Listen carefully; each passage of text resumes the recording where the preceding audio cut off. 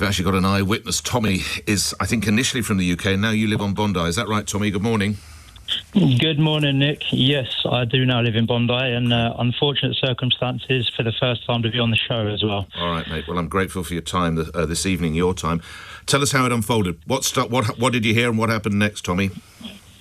Okay, so I was actually at the barbecue area, so the area where the Hanukkah festival was. There's public barbecues there. It's a very popular part of the beach. I was there a few hours before, having a barbecue, sitting down on the benches having a barbecue, and we actually left. We came back home, we went to get some more food, and we were going to head back down there. As we were about to head back down, if you can imagine like a really busy day, Sunday at Bondi Beach, and all of a sudden, within the click of a fingers, someone screams evacuate. Hundreds of people charging towards us from the beach, dropping everything, dropping phones, dropping towels. People are screaming, there's shooters. I just straight away said to my girlfriend, get in the car, stay here. And I went to try and suss out exactly what was going on. My first impression was that maybe it was some gangland shooting and that somebody had been shot. But as I was heading in the direction that people were running from, you could just hear continuous pop, pop, pop, pop, pop, pop, pop, pop, pop. Just kept on going one after the other. I quickly sort of understood what I thought was probably going on. As we were at that barbecue area earlier in the day, we saw kind of like Jewish people setting up some kind of festival, but we wasn't 100% sure it was even a Jewish festival. There was just some people starting to set up some decorations, things like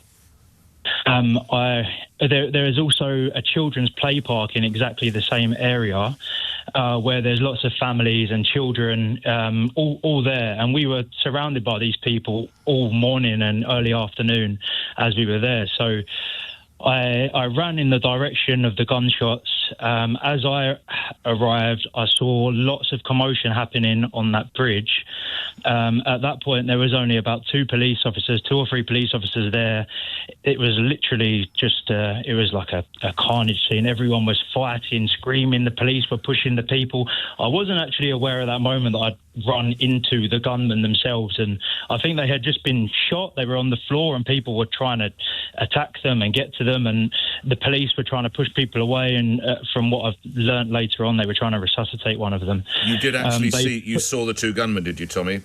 I saw them. I saw people getting loaded into the back of the police van, which I have later found out were the gunmen, because what happened at that moment is there was a few locals who were absolutely furiously trying to get into the van, hit the van, the police van, the window got smashed.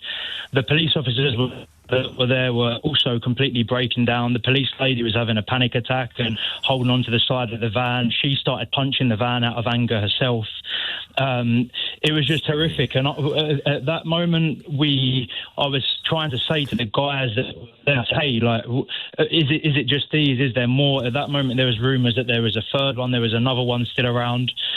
At that moment, I walked into what you could only describe as a horror movie. I then crossed over that bridge, the one that you're seeing in all the videos with the gunmen in. I crossed over that bridge and I went down onto the grass.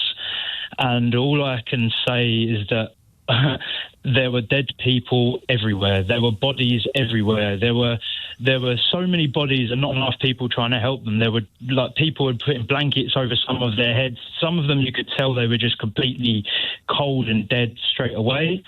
There were others that were people were frantically trying to resuscitate, and like 3-4 people and one person trying to pump their heart to bring them back to life. Everyone was covered in blood. There were fully grown men lying on the floor screaming and begging and praying, and I then looked around and actually looked towards the children's park, where I then realised there was also a dead body blocking the exit to the park, and there was loads of children hiding in the park, screaming and crying. They were trapped in there. They couldn't get out of the park.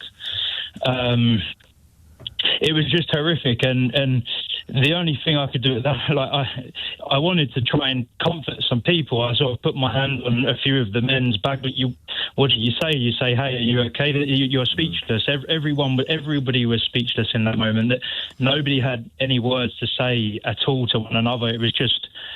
It just kind of a surreal experience. You're just experiencing everything that's going on. You're experiencing people trying to bring people to life.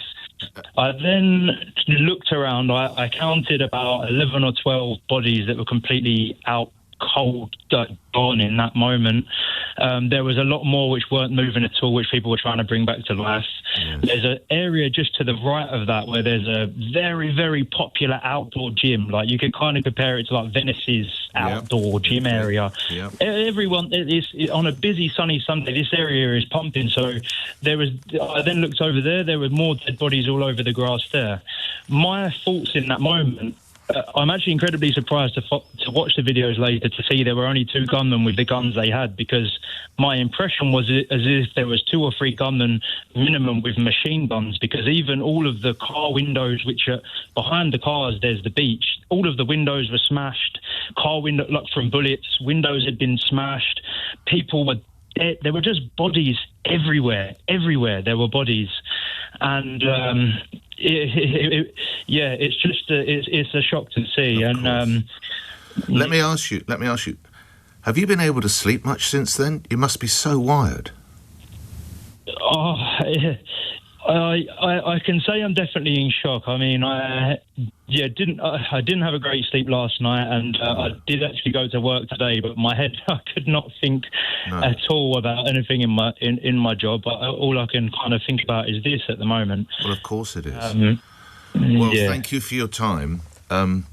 Maybe you want to speak with someone, because obviously you have witnessed extraordinary things that normally only people in the emergency services or in the military have to see. So, Tommy, I'm really grateful for your time. And I say, look after yourself. I don't say that lightly. Maybe you need to just see someone and get this all professionally handled. And thank you. Best wishes to your girlfriend. Look after yourself. Thank you.